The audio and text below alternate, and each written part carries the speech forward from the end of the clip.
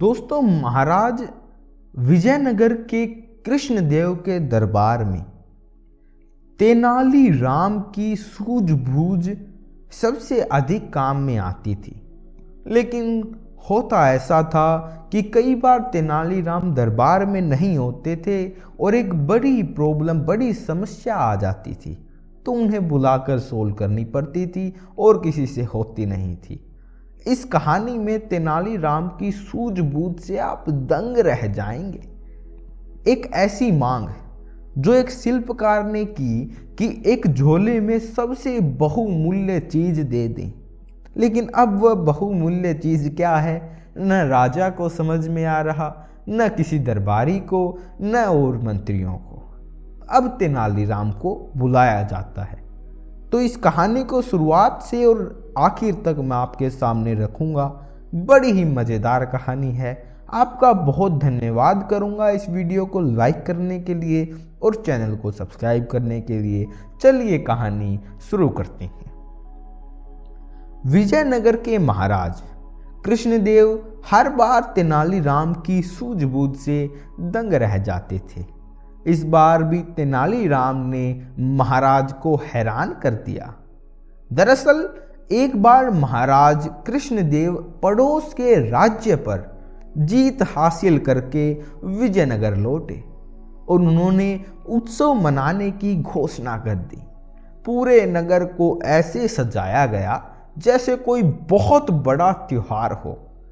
अपनी इस जीत को यादगार बनाने के लिए महाराज कृष्णदेव के मन में विचार आया कि क्यों न नगर में एक विजय स्तंभ बनवाया जाए।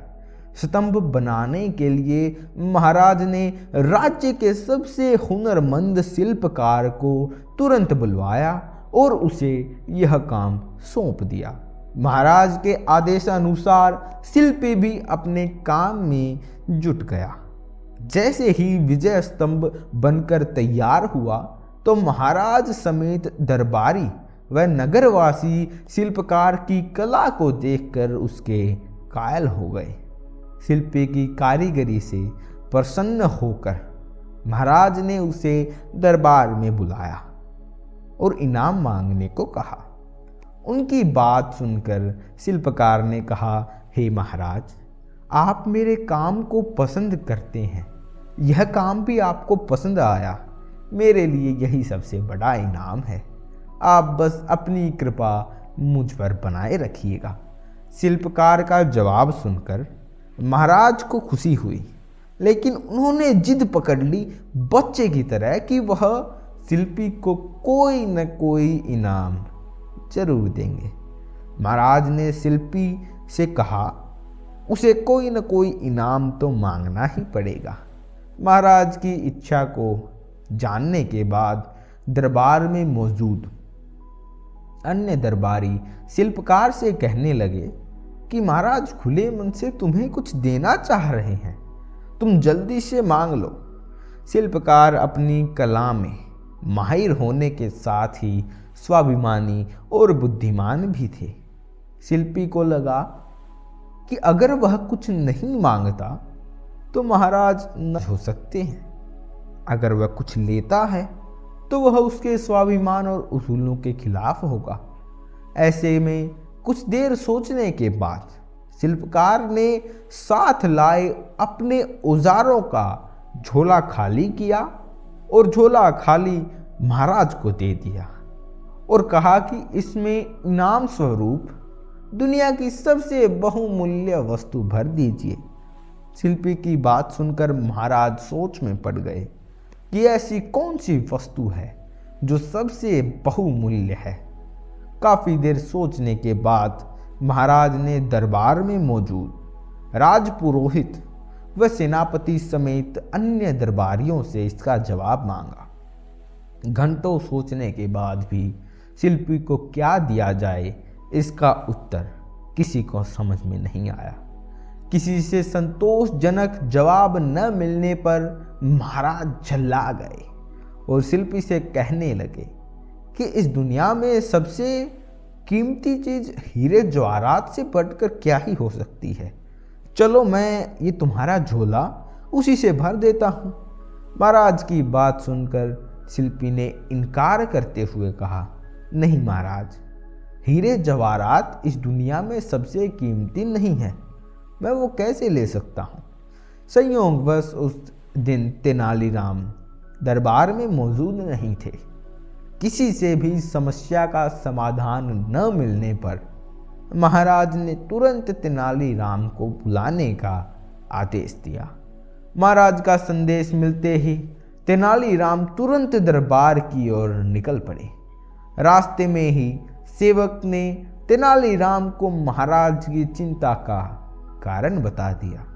दरबार पहुंचते ही तेनालीराम ने सबसे पहले महाराज को प्रणाम किया और फिर सभा में मौजूद अन्य लोगों का अभिवादन किया। महाराज की व्याकुलता को देखते हुए तेनालीराम ने सभा में ऊंची आवाज में कहा, जिसे भी सभा में दुनिया की सबसे बहुमूल्य वस्तु चाहिए वह मेरे सामने आ जाए। तेनालीराम की बात सुनकर शिल्पी आगे आया और अपना खाली झोला तेनालीराम की ओर बढ़ा दिया। शिल्पकार से झोला लेकर तेनालीराम ने उसके मुंह में जो हवा थी वह 3-4 बार ऊपर नीचे हिलाकर थैले में डालकर मुंह को बांध दिया। इसके बाद तेनालीराम ने झोला शिल्पी की ओर बढ़ाते हुए कहा कि अब आप यह झोला ले सकते हैं, क्योंकि मैंने इस दुनिया की सबसे कीमती वस्तु इसमें भर दी है। शिल्पकार ने भी झोला थामते हुए कहा, धन्यवाद, और तेनालीराम को प्रणाम किया और फिर महाराज से अनुमति लेते हुए औजार उठाकर सभा से चला गया। यह दृश्य देखकर सभा में मौजूद सभी लोग अचंभित रह गए। महाराज ने उत्सुकता जताते हुए कहा, तेनालीराम, शिल्पी को खाली झोला देने के बावजूद भी वह बिना कुछ कहे ही क्यों चला गया? इससे पहले उसने हीरे जवाहरात जैसी कीमती सामान को बहुमूल्य मानने से इनकार कर दिया था।